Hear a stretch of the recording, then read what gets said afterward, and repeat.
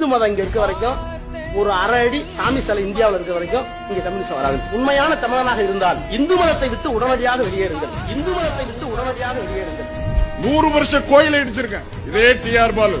சரஸ்வதி கோயில், லட்சுமி கோயில், இன்னொரு கோயில் என்ன? சரஸ்வதி, லட்சுமி, இன்னொரு கடவுள் பார்வதி கோயில். இந்த 3 கோயில நான் தான் இடிச்சேன்.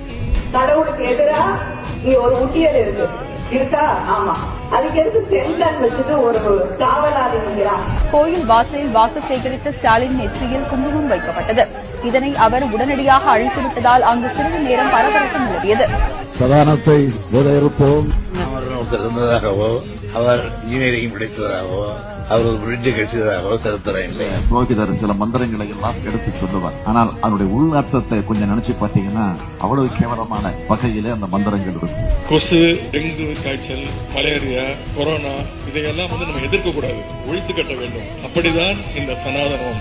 ராமர் பொறுத்ததுக்கு என்ன அட்டாச்சு? எங்கடா பொறுத்தாரு? கட்டியிருந்தா புதுப்பா கட்டியிருந்தா அது வசூலி, உயரமா கட்டியிருந்தா அது தேவாலயம், நிறைய அதிகமான பொம்மைகள் எல்லாம் இருந்தா அது கோவில்.